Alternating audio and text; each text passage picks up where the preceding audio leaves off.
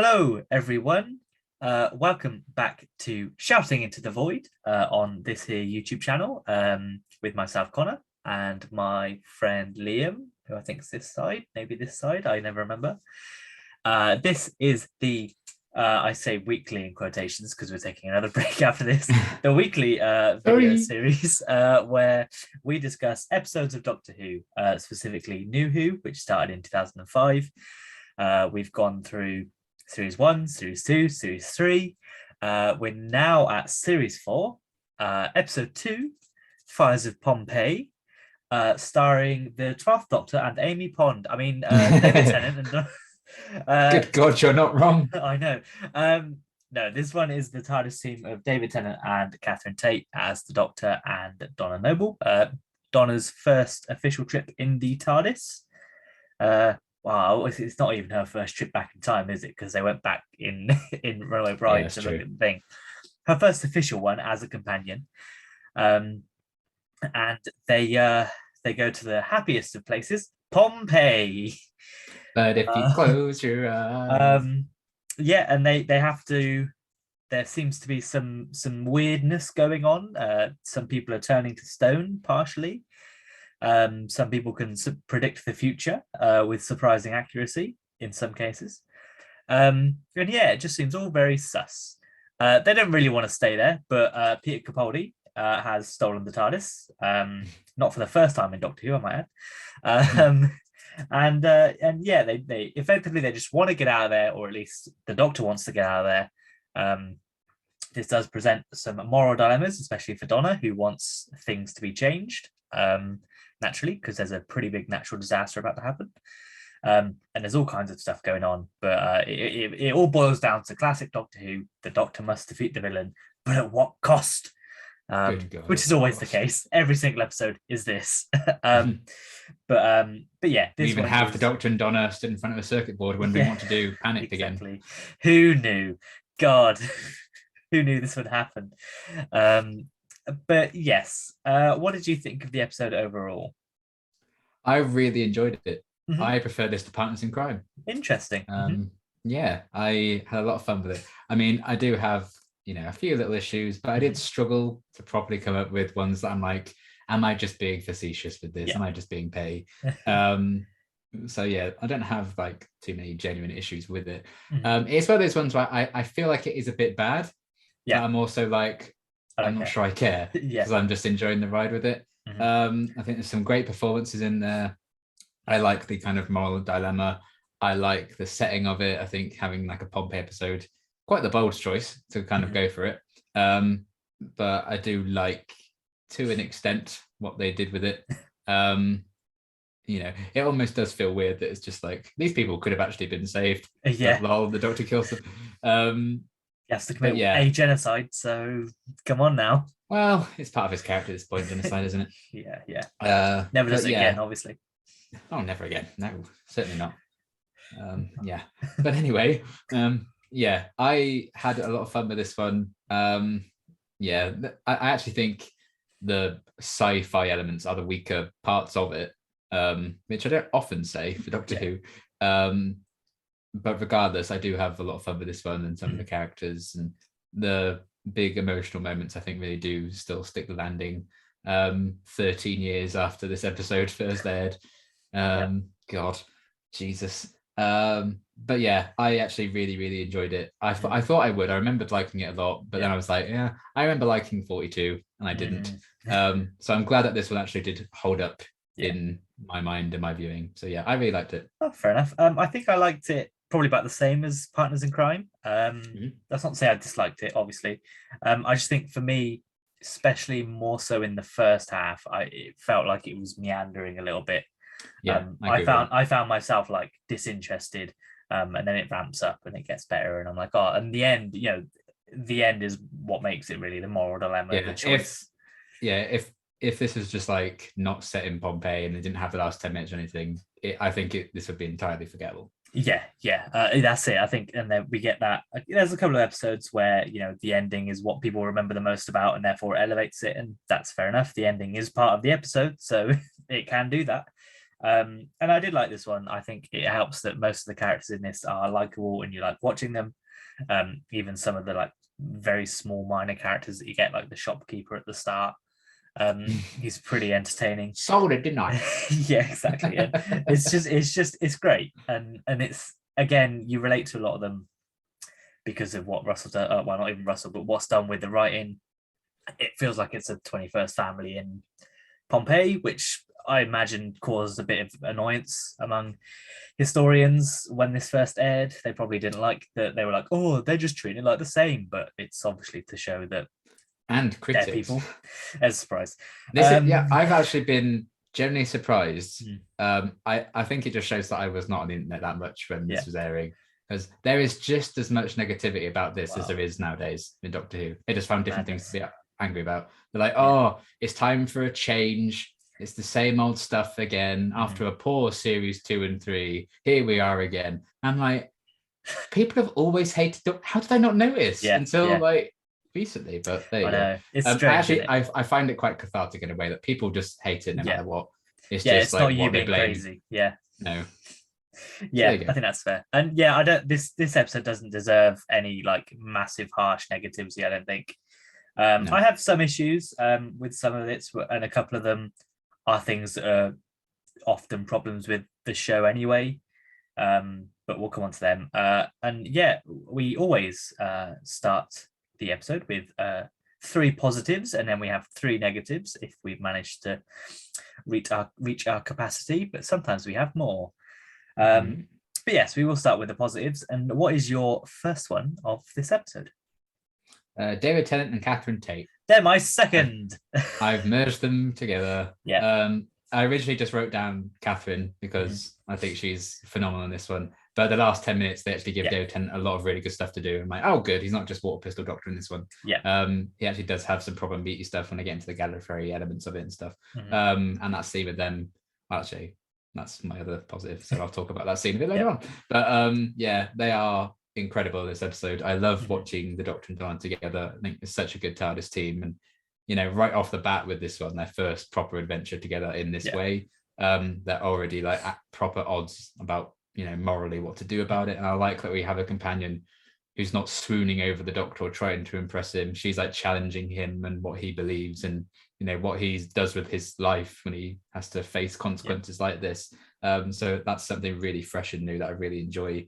And even though they obviously are really good friends and they get along, they can also have these huge conflicts and resolve them in a meaningful way. So I really liked everything with that. When it came down to it, we have Donna supporting the Doctor and stuff, but the emotion they have to sell in that last 10 minutes, literally, like Donna's there watching 20,000 people die, and I think Catherine Tate sells the hell out of that. She's incredible, and even prior to all those events, I think they're both really funny, both separately and together. They do take some, I think, jokes that could have fallen flat, but I think they Maximus. There's also that joke, but no, I don't mind that one. But yeah, they take jokes that could have easily just been like, but I actually did like get a big chuckle out of them just because of their delivery of them, like really sold it. So yeah, once they really got some proper meaty material to work with at the end, combined with some funnier moments where it could be a bit more lighthearted, they were both fantastic in this one. Yeah, and as you mentioned, it does show the chemistry, I think, between the 2 actors. It works really well in this one. And I think the fact that there's not that romantic element gives more freedom to do the big, like, explosive arguments, because it's like they're friends arguing rather than lovers quarrel. Yeah, rather than something that's like, could impact their relationship because they're just friends. It will just be forgotten, as it always is with friends whenever there's an argument. And it's good that that's there, because then it presents this moral issue. It also shows Donna, again, being independent by herself, sort of talking to, I've forgotten the daughter's name, but the daughter. Evelina, talking to her about, what her life's like, and trying to actually like find out things and immerse herself in that world. She dresses up and everything like that, which is something that we haven't really seen necessarily from the 2 companions we've had previously. I think we got a bit of it with Martha, but not to the sort of same extent. with Donna so far, and I think that it helps that Donna is I don't want to say an older companion compared to Rose and Martha. A mature one. Yes, I don't know if mature sounds even better, but yeah, things are great when they're mature. Yeah, it's true. A wine, like I just compared Donna to cheese. Exactly. But yeah, I think it helps that she's got that life experience, and it makes her more friendly to people, which wasn't the case either when we first met her in Runaway Bride, which is good. And yeah, as you mentioned, I think David Tennant's not necessarily given much to do this episode until right at the end. It basically from when Donna gets captured onwards is when he gets the good stuff. Everything up until then is just your generic, I'm the Doctor and I'm spouting some sci-fi stuff at you, which is fine. There are still some good moments in there, like when he says, "Oh, he's armless," and he chucks the stone arm at him. Good stuff. Yeah, I've got some fun facts about that scene. Oh, excellent! I cannot wait. But yeah, I agree that David Tennant, Catherine Tate are just great, especially considering Catherine Tate. I think criticism before this was that she was a comedian and she's not going to be that great. And for her to do this emotional ending is excellent, and she gets another run at it in the next episode as well, and obviously later in the series. I've got a fun fact about that. Oh, excellent. So many fun facts. Hooray! Everything's relevant. Yay. We've already got 2. That's one more than last week. Yay! One more than Flux. Yeah. But yes, I do agree that it's great, and that was my second. So what's your second? And then we'll do my first. Okay. The escape pod scene where they choose to press the button. Yes, technically that's partly my first. Yes. Right, I see. Partly. Yeah. Only partly. Yeah, I adored that scene. Again, performances are also great in that. Mm-hmm. But just bringing the idea of the Doctor having to kill loads of people again into it for the 100th time. And it's not like, it's, we're going to show you some flashbacks of the Doctor on Gallifrey, and he's like explicitly mentioning, I've done this, it's all Gallifrey all over again, and they're not like making a big deal of that side of things. Like, we know it's a parallel to that, and we know it's a similar situation, but they're not like shoving it down our throats. Like, this is what you should be feeling. And obviously the music's very but I like that they're more subtle with that when they didn't. They could have easily not done that, and they could have, they assume that the audience rightly are smart enough to know what is going on with that. And then deciding, like, even if we die doing this, screw us, this is going to save the world. And I really like that, especially when it came from Donna. She was like, who cares about us? That's already a huge amount of growth from when we first met her. And just really emotional to see him try and prepare himself to do this, and then when she puts the hands on top of it, and I'm just like, and then he does that for John Hurt. I was gonna say, like, this is like retroactive foreshadowing. Now that it makes that moment even nicer, because like, you get to do this for someone else, yourself, even though yourself, so I like that as well. But it's a really emotional sequence when they kind of realize exactly what needs to be done, and the fact that it's not Vesuvius is going to erupt. That's it. Let's let these people die. They are the cause of it, and why that has to happen to kind of save everyone else. It's a huge deal. It's obviously the emotional kind of crux of the episode, I would say. And such a fantastic scene. I think one of the best between the Doctor and the Companion that we've probably got in the new series. I really, really loved it a lot. Really powerful stuff, and I loved it. Yeah, fair enough. And as I said, it ties into my first one, because my first sort of the moral issue around everything that happens towards the end of the episode. Firstly, obviously, the Doctor not saving anyone, despite Donna wanting it. There's conversations to be had around, is that what he should be doing?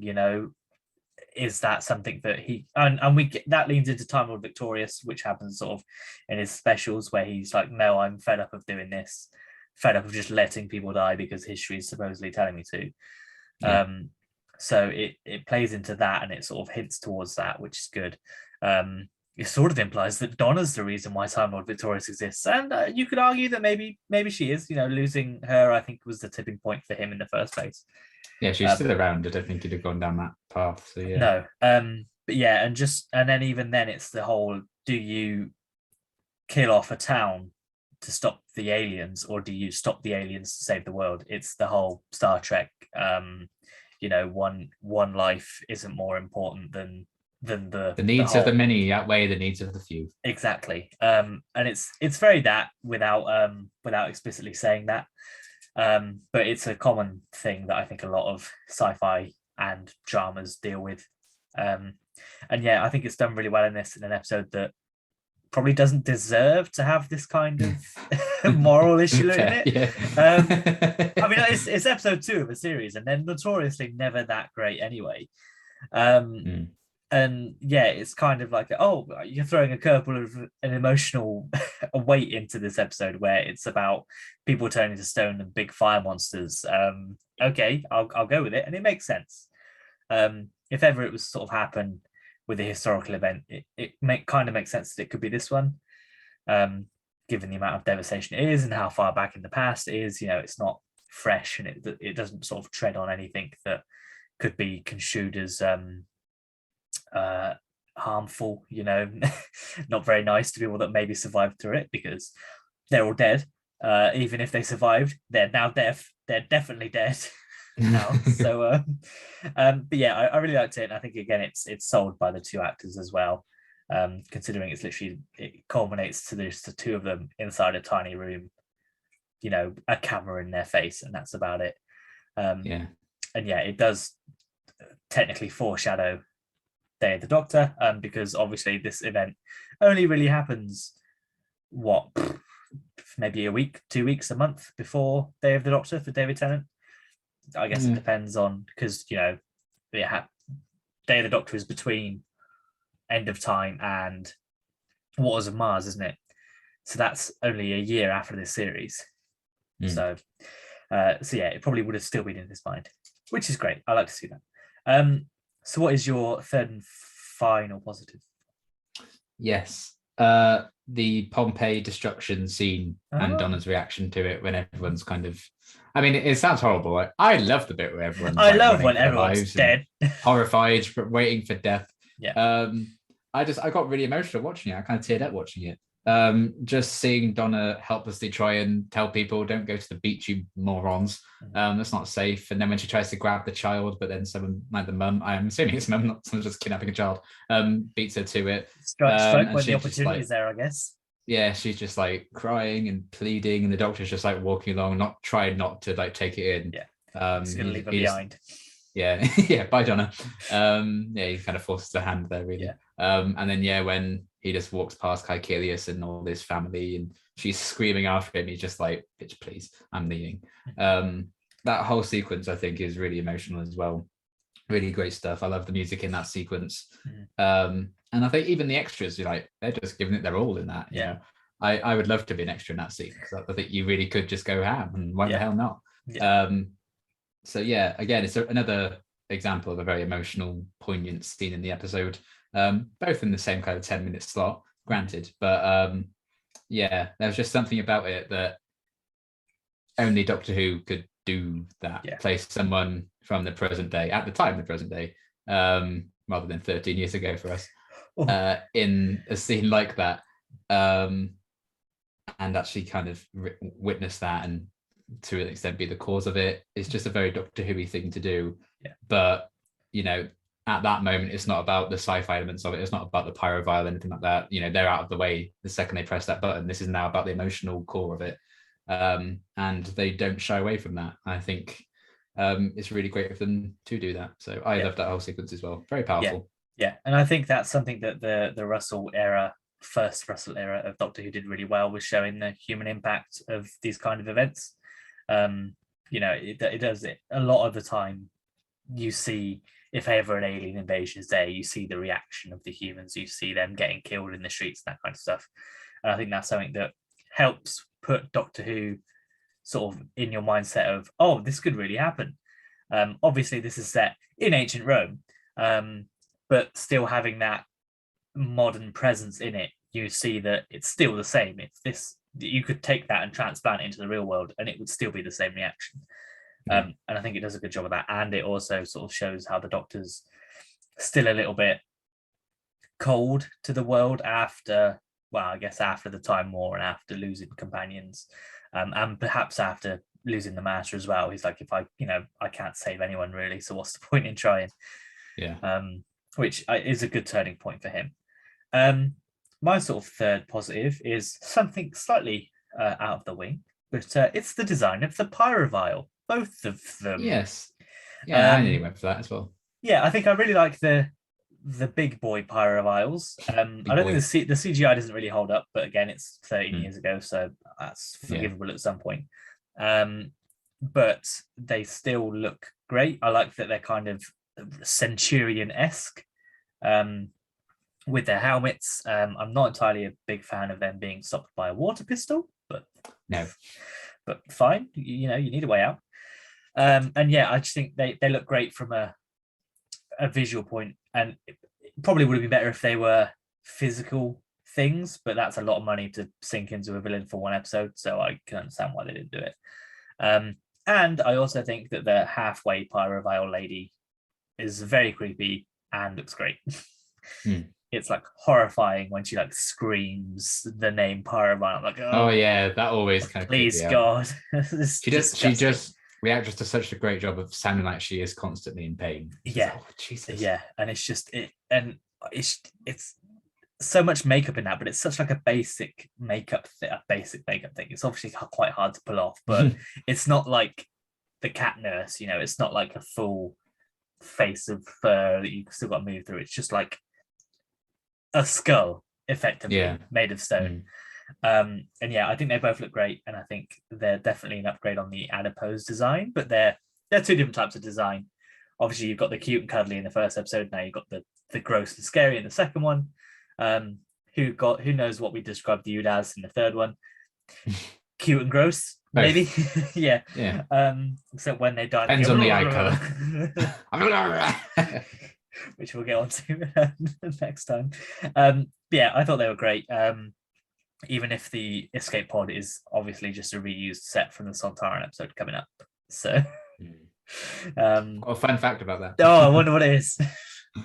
But yeah, have you got any other positive points you want to hit on before we dive into the negatives? I guess I did quite enjoy Caecilius and his family and stuff. You know, a lot of them don't have too much to do, and I do think they're kind of, if it hadn't been for the fact that Peter Capaldi is the Doctor again at some point, he gets cast as the Doctor, then I probably would have forgotten about them by now. Because obviously that whole kind of shtick with them comes back. But I think at least the performances are good. I don't think this is like the best memorable cast of supporting characters we've gotten. But you know, they have fun. Phil Davis is clearly hamming it up as Lucius Petrus Dextrus, or whatever his name is. So yes. And man, yeah. But overall, you know, I think a lot of the supporting characters can be quite fun. Yeah, that's fair. I did put Peter Capaldi as sort of an additional positive because I found myself quoting a lot of his lines when watching this just naturally as modern. Especially that one. It's like, oh, this is great. And yeah, I think he does a great job in that as a one-off character. And obviously it sets up why he becomes him in the future, which is, you know, retrospectively pays more attention to it. But even so, I think he's definitely the standout of the guest cast. And he gives it all, and he's something that you don't see, you know, you don't see this Peter Capaldi style of acting much. He normally, you know, before this it was the thick of it where it's big and sweary, and then it's Torchwood where he's a government official that's quite, wow, I say cowardly, but obviously you know, he's a bit of a scapegoat for them. Yeah, and then obviously as the Doctor he's also not that eccentric. What's all this? I guess. What's all this? Yeah, so he's so you see a different style of his acting, which I think helps, and it does differentiate him from when he returns as the Doctor. But yeah, I thought it was good to shout him out. Karen Gillan's pretty underwhelming in this. You know, she has like one line. She gets nothing. So so sorry, at least you get to go again with 3 or 2.5 series soon. But yes, we will go on to the negatives, and I'll start with something you just mentioned, Lucius. Yes, I had a feeling that was coming when your face and your whole being dropped as soon as I mentioned his name. I was like, yes. Yeah. I mean, it stems from the fact that I don't think you need 2 like warring psychic factions to start with. Yeah. You don't need the Sisterhood and then the Cult of Vulcan or whatever they're called. Just have them be the same one, and then you don't need to have him be a sexist either. Like, yeah, that's strange. You don't need any of it. Also, yeah, as you mentioned, it's very hammy, especially when he's like stood in the fire pit watching them leave. Like, I'm like, chase after them. Yeah, yeah. Oh, so it's just not. I just don't think it's his character's unnecessary. I think it's a bit over the top for the episode, ironically. And yeah, he's just a bit underwhelming, I think. Which is considering he's like the main villain, I guess. You know, he's a spokesperson for the Pyrovile, at least. He's framed as the bad guy throughout the whole thing. The Sisterhood aren't really framed as bad people. Obviously, they kidnapped Donna, but that's not necessarily because they're evil. It feels like Lucius is evil because he's evil, which is like the worst kind of villain you can really have. You know, I don't know why he's working for the Pyrovile. I don't know why he's so keen to help them out. I don't know why he doesn't freak out when he sees all the monster people. I don't know why no one does. I guess like it just gets brushed away. It's like, oh yeah, they're the gods. They're fine. Yeah, we've definitely seen them before. But yeah, he's just a bit of a. I think he's the weakest character in this. Not necessarily for acting wise, because I think Evelina's worse in terms of the acting wise side of things. But just from a character point of view, Evelina's nicer to look at. So yeah, and she does have the better moments, I think, especially with Donna and stuff like that. But yeah, I like the way she says "Lord of Time." I think that's good. Yeah, and I mean that's a decent scene, but again, Lucius just feels a bit. Yeah, Lucius is somehow incredibly over the top, but also just always has the same face. Yeah, how do you do that? Yeah, exactly. But yeah, that's my sort of first negative. It's not like episode ruining because there are other things, and it's better than just him. If there wasn't any Pyrovile and if there wasn't the moral issue in it, I think then it would have been a concern. But luckily that wasn't the case. So what is your first negative? Well, this was more so my second one, but it kind of ties into that in a sense. Because we talk about like the warring prophecy factions and stuff like that. I just didn't need it. I could have done without any of the sisterhoody stuff, really. I think either choose one or the other, or I just, again, because I think the moral dilemma and everything behind that is infinitely stronger than any of the sci-fi elements. I think we could have just toned a lot of that down. I didn't find myself really caring about any of those sisterhood scenes and all the prophecy nonsense. There's never going to be a good explanation for why they could see into the future. They tried, bless them. Twice. They tried twice. They didn't even have any faith in an explanation, so they gave you two. Very much how did the Joker get his scars kind of stuff. But yeah, I just felt a bit by all of that stuff. It felt a bit muddly, and there's just, because there's two warring factions, it's then two kind of separate entities you have to set up at the start. Well, it's three, technically.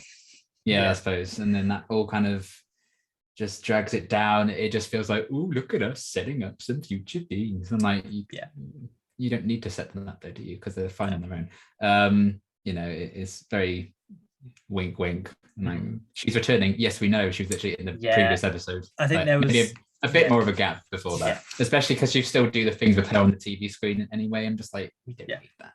And it's not like he's like, oh yes, it's just like what Lewis just said to me back in Pompeii. So it's fine. But that whole kind of prophecy is I do think it kind of slows the episode down at points, especially when there's so many factions to it. I just go down without that. Yeah, I think that's fair, and that sort of leads into my second negative, which is the explanation for why they can do prophecies and see into the future, or they can't see into the, or they couldn't see past the volcano or something. And the explanation given is, what was it? The explosion from the volcano caused a rift in time, which expanded back in time, which let them be the prophecies. Just say it was the dust. Just say the Pyrovile are psychic beings. Yeah, and just say it inhaling was the dust. earthquake 17 years ago. At least it Yeah. makes a bit more sense timeline wise, like why they. Yeah, It's weird, but yeah, it does feel like they submitted the draft of the script. They were like, I think we need to come up with something else to explain this. So they added that in, but forgot to get rid of the original explanation. It seems a bit strange. Yeah, and I mean, I don't know whether it's just because of the psychic stuff in Flux, but it seems like psychic abilities have just never been explained in Doctor Who, and I think I should stop faffing about it because because they're never going to be explained. As you also mentioned, earlier today, it was the woman from Planet of the Dead. She has psychic abilities as well. She's only there so they can do the knock 4 times prophecy thing, and it's like, fine, just say that. Put in a line saying that something happened millions of years ago, or have an episode where something happens millions of years ago where humans had something done to their evolution, so that some of them, like X-Men, so that some of them have this psychic ability in them, or latent. Just have Ood Sigma say he will knock 4 times during the whole your song's ending soon thing, and cut that character out of the Planet of the Dead. Yes, but yeah, it's just I think it relies too much on this psychic ability and how they can tell who the Doctor is and where he's from and who Donna is, and it feels like, because there were prophecies back in then, that's a part of ancient Rome and ancient Greece. There were things like that. There were oracles and all that kind of stuff, which is fine. You can have that, but I think it's just in this so they can be like, oh, she's coming back. Oh, something's on your back. Oh, our planet was gone. Whoa. Yeah, so that's a bit of a shame, but as I just said, I think I'm just going to stop asking for an explanation for this. It's never going to come, so I'm just going to not bother anymore. No. So what is your second negative? Well, your first, technically. Second. Yeah, technically my first. I mean, it's kind of an odd one. I'm not a big fan of the final scene with the family. Oh, what? Where? The volcano line? Well, there's that, but the scene like 6 months later in Rome. Oh, right. Yeah, okay. Yeah. Because the Doctor's like, oh, don't worry, I was never here. Make sure I was never here. And then they carve them out of marble openly in their home for anyone to see. I feel like that kind of takes away some of that impact of that decision. I mean, I am sort of mixed on him just saving them in general, because it feels a bit cop-out-y given like the decision they need to make. It's like, but don't worry, because we can save like 4 people and nothing changes. Yeah, and it's like nothing changed, so the Reapers didn't turn up or anything. Not that they ever would. No, probably they're not important anymore. They're on an extended holiday. The Doctor probably just committed another genocide and got rid of them. Got rid of the Reapers. Yeah, that's probably what it was. Yeah.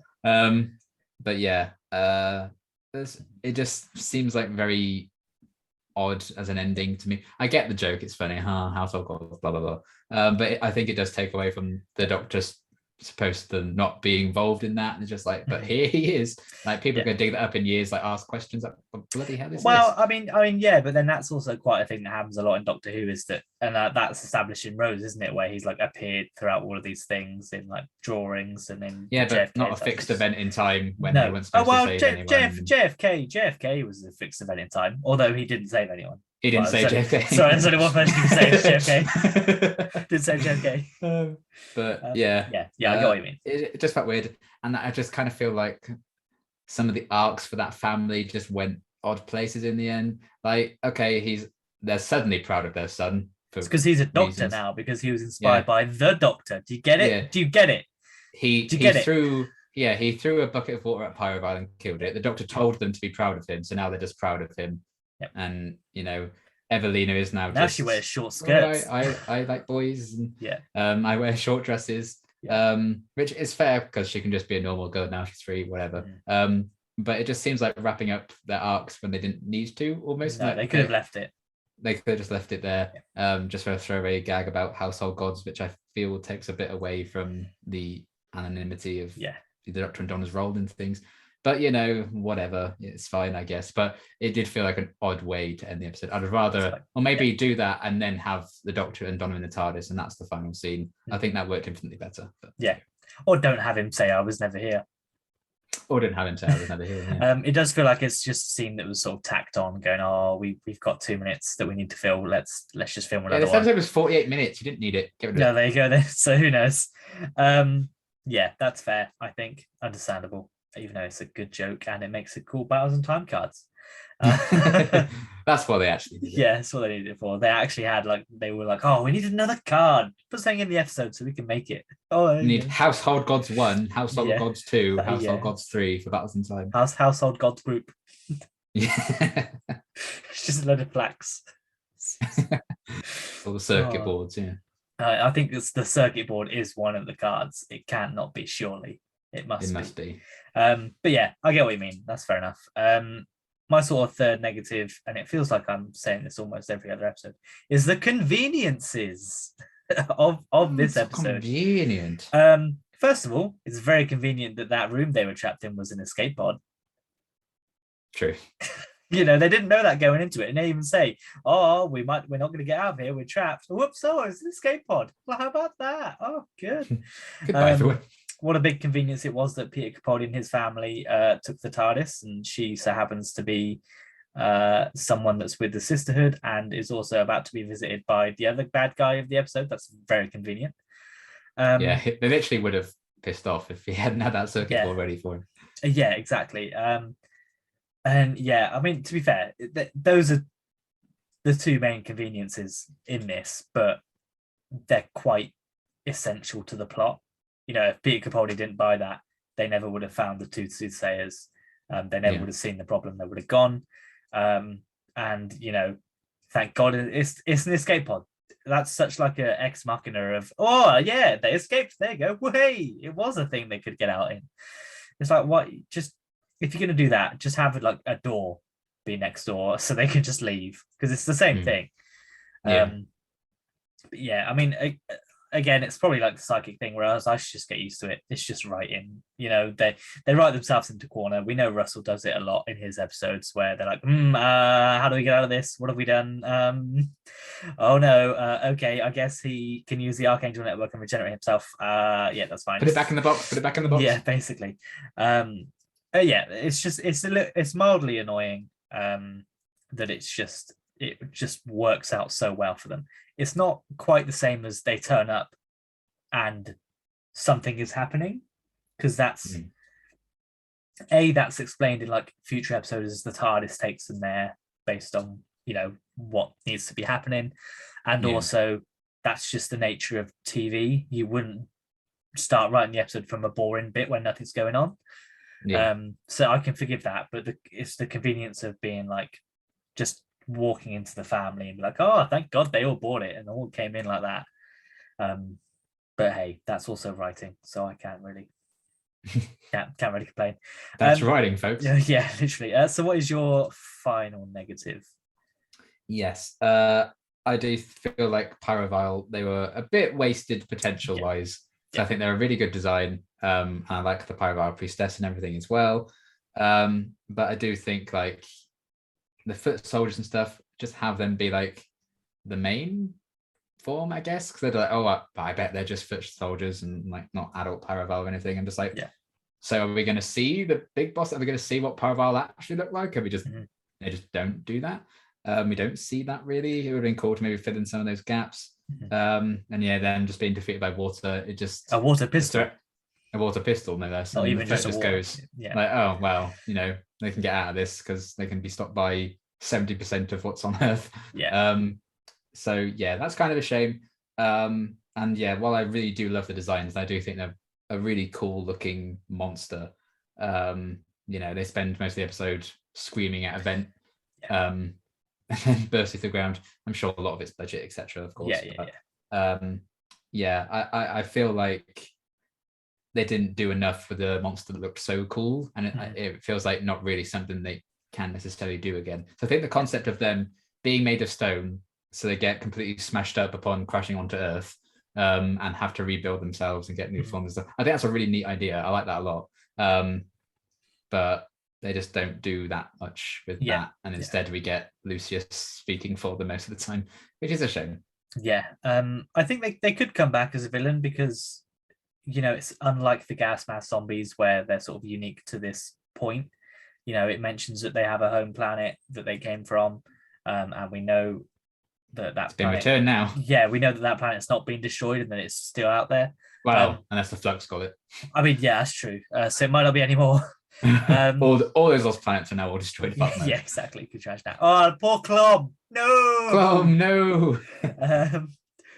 But yeah, I mean, we could see them come back, but I think they're just not a forgettable villain, but they're not like an iconic villain for them to bring back. Yeah.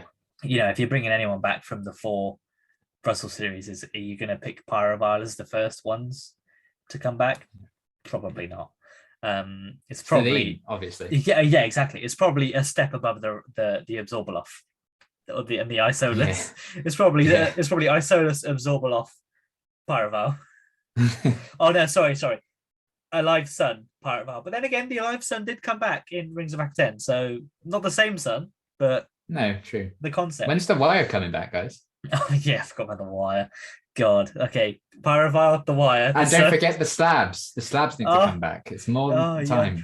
Pyrovile, the Wire. Slabs. This is the rest of the video now. Yeah. We're just going to rank every single thing. We should do that. Let's get a tier list up. We will. we will. I'm sure we will at some point ahead of Russell's return. We would never speak to each other again. We tried to do that.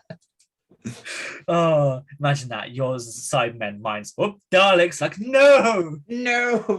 And then some silence burst through and make them both look like fools. Yeah. Committed 3 genocides. Hey! Yay! The Doctor's the biggest villain. Christ. You know, 3 generations later, it goes from 1 genocide to 3. Oh hey. But yeah, so have you got any other sort of negative points you want to hit on before we move on? I don't think so. Those are kind of the main big ones I had. Yeah, I think that's fair. Again, you know, CGI doesn't hold up as well, but I think again that's purely because of the time more than anything. If this came out last year and it looked like this, then yeah, I'd probably have some concerns. But it's fine. In their positive turns, I quite liked most of the humor in this. Where they come out and Don's like, "Oh, everyone's dead." So, okay. Everybody's dead. Yeah. Right. And then it's like she's asking if they're in Epcot, and then she tries to speak Latin. I think that's all quite fun. Yeah, I think the humour lands for me much more here than it did in Partners in Crime. Yeah.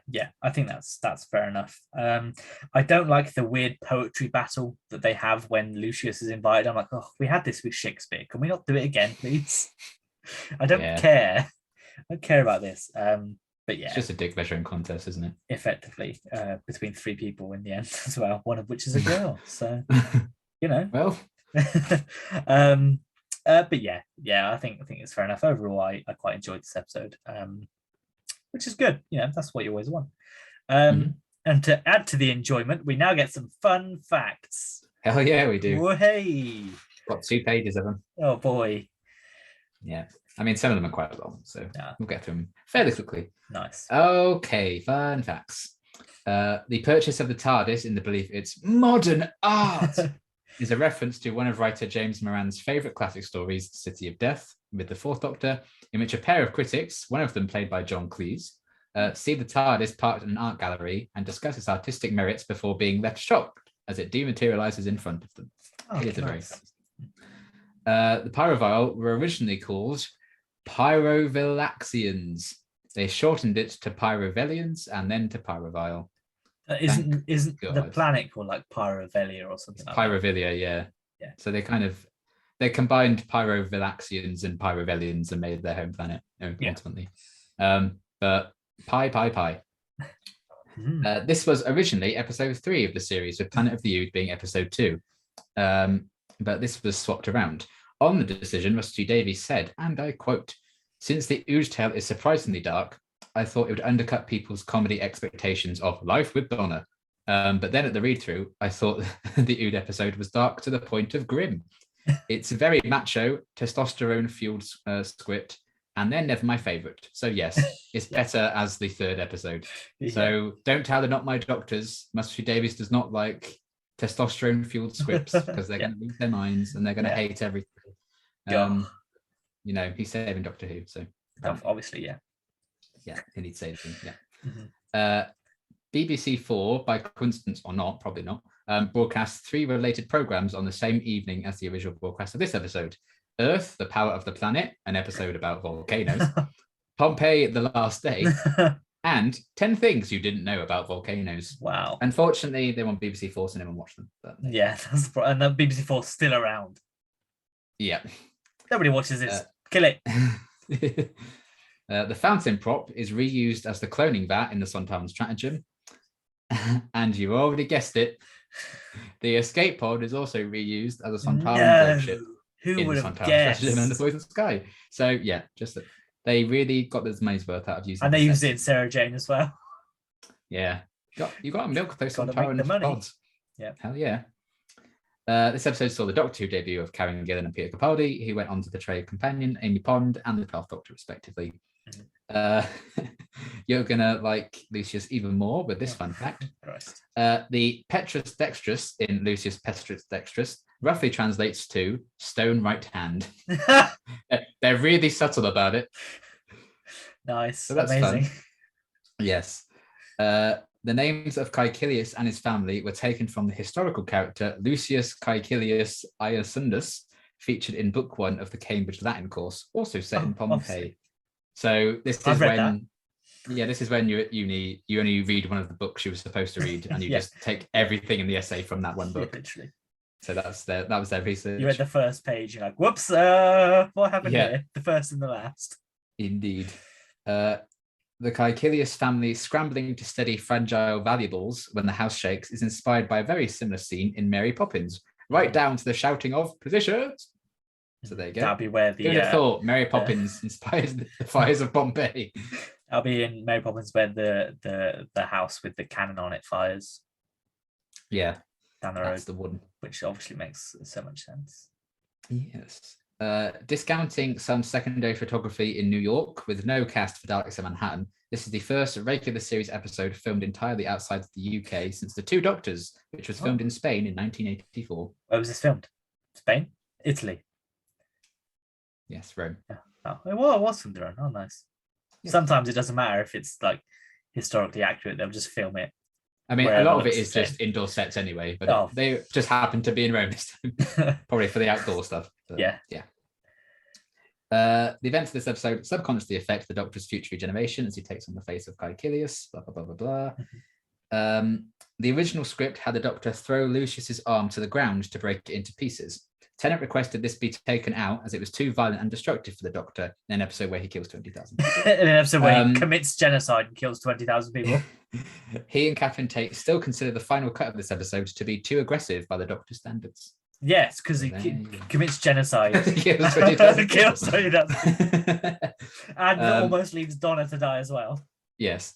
And we have some excellent method acting with our next fun fact. Oh, God. Evelina's ill appearance in this episode was aided by actress Francesca's getting food poisoning during the filming.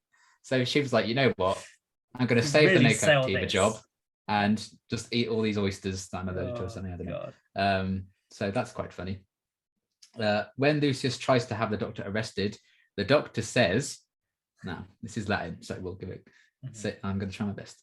Merituri te salutant, meaning those who are about to die salute you. It was a traditional salute as slaves expecting imminent death. So the Doctor thought he was a slave. And then that's why, because obviously Lucius doesn't understand it because he speaks Latin. And that's why he's mentioned the Celtic stuff again. Indeed. Nice. Caecilius is known to have actually existed. Archaeologists discovered his financial records and a bust of his head in his house during excavation of Pompeii. But apparently the real Caecilius was really quite bold. So Peter Capaldi should have shaved his head. Come on, where's the method acting the Suicide Squad. Rusty Davies has long considered an episode about Pompeii's destruction, thinking even to write one as the 11th episode of Series 1. When it became clear that that episode would need to be budget conscious, he wrote Boomtown instead. Yeah! And thank God he did. Thank God Pompeii was too expensive. This episode replaced a World War II set story called The Suicide Exhibition by Mark Gatiss. It involved a Nazi task force assaulting the Natural History Museum in London, which had been overrun by monsters. That still sounds like such a good concept for an episode that I really wish it happens at some point. I like a museum set episode properly, not in the forest of the night, but Yep. yeah, a good one. Yeah, yes. So that'd be good. So F in the chat for that script. Also F in the chat for that random guy gets burned by the pyrovile. I forgot to mention that. Yeah, I forgot that. Yeah. Oh, the gods! There is an episode. Not the Pandora opens. The Big Bang. Big Bang. Oh yeah, that's true. That is set in the museum. It's not really about the museum. I do like that one. Yeah. No, that I see. Yeah, that's true. And Daleks are Nazis, so it's true. Good God, that must have been it. Yeah. An electrical fire broke out in the studios at Rome prior to filming this episode. That's why it's on fire. Causing considerable destruction and 4 deaths. Oh. Despite this tragedy, the sets required had not actually been damaged for Doctor Who. Oh, thank God for that, eh? All's well that ends well, apart from the 4 families who would never be the same again. I did remember that because I think Russell mentions it in the writer's tale that there was a fire. There's that disaster, and then there's when they drop the bus and transport to Dubai and it gets broken. They just rewrite it that the bus gets broken. Nice, smart. Which is, I mean, improvised that to overcome, right? They didn't have another bus. They had no choice, really. I messaged you about this one. James Moran struggled with the Doctor's opening line in this episode, rewriting it over 20 times. What was his opening line, my friends? Ancient Rome.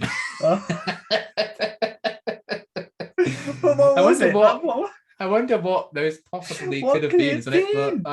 Look at these twats. No, I can't do this. What is it like? Oh, we're in ancient. No, that's not good enough. It's not good enough. Oh, Rome. No, not good enough. This isn't Rome. No, I know. Ancient. No.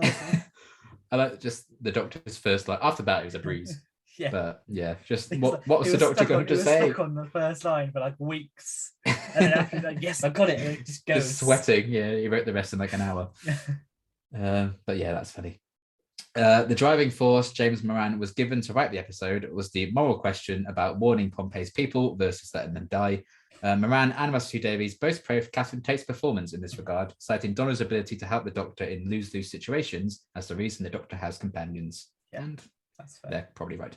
And then finally, Russell T Davies chose James Moran to write this episode based on the strength of his Torchwood episode called Sleeper. He later brought him on to write episode 3 of Torchwood Children of Earth. Sleeper. Is that the one where they've got like the weird spiky hands? Yes, that's the one. Yeah, I remember. Yeah, that's a good episode, I guess. Yeah.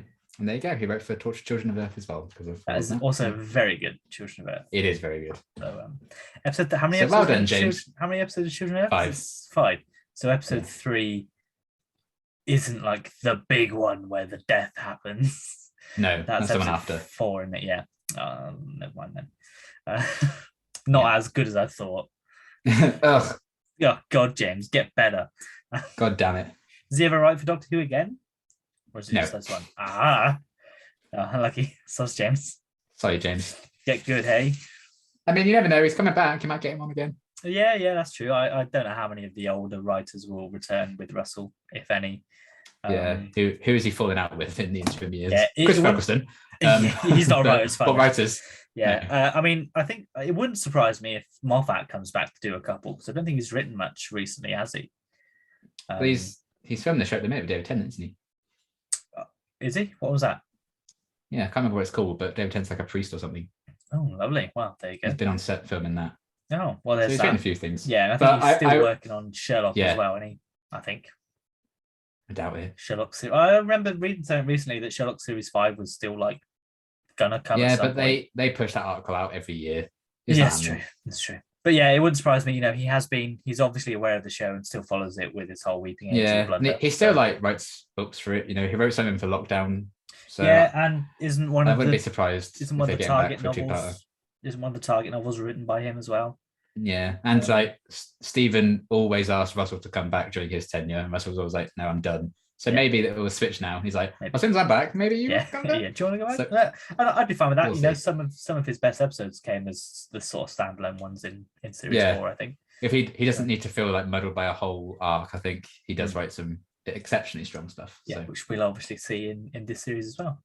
In a mere 10, 11 in 2022. Yeah, literally next year we'll cover that. But yes, that covers Fires of Pompeii. I think, is this our penultimate episode of the year. No, not quite. But yes, Oh no, we're not ending on a cliffhanger, are we? No, we might be. But before we end, I do want to get your rating for the episode out of 10. Yes. Surprising myself, I'm giving it an 8. Ooh, I really liked very it. nice, fair enough. I gave it a 7, which I think is looking back at my notes, it seems like it's slightly worse than last week. But oh no, it's slightly worse. Well, there you go. Well, doesn't that always happen when we look back on something we loved as kids? Literally, it's slightly worse. Oh, whoops, that's not as good as I thought. But yeah, that's, I mean, again, 7 out of 10, as we mentioned with in our Flux review, that's a pass at uni. It's the first. So yeah, and it's fresh on Rotten Tomatoes. So what can you say? Good. As we sort of mentioned at the top of the video, Liam is away next week. So we won't be back next week with another video. But we will be back the following week, which I think this might come out on Christmas Day, if my timing is correct. We'll have the nice festive episode of Planet of the Ood. Yay, lots of snow. Hope you're ready to look at some snow and some slaves. Yay! Snow and slaves, the perfect Christmas story. Exactly. And a prophecy of death. Yay! Who could ask for anything more? But yes, we will be back for that one in a couple of weeks' time, and then it's a Sontaran 2-parter after that, isn't it? Yeah. And then we're into 2022 already. And by the time we do the Sontaran 2-parter as well, we'll have another brand new episode of Doctor Who to talk about. Oh God, you're right. Is also madness. So that's it for now. As always, there are other videos on this channel. Me and Liam have both spoken about the recent series of Doctor Who, as well as older stuff, and also on his channel, if you want to check it out, we do reactions to Doctor Who, and we're currently going through Hawkeye as well, which is on Disney Plus at the moment, which is very good. Liam's our reaction to the latest episode is out now, but will definitely be out when this goes up. But yeah, I think that's it. And yeah, I think we'll see you in a couple of weeks. Bye.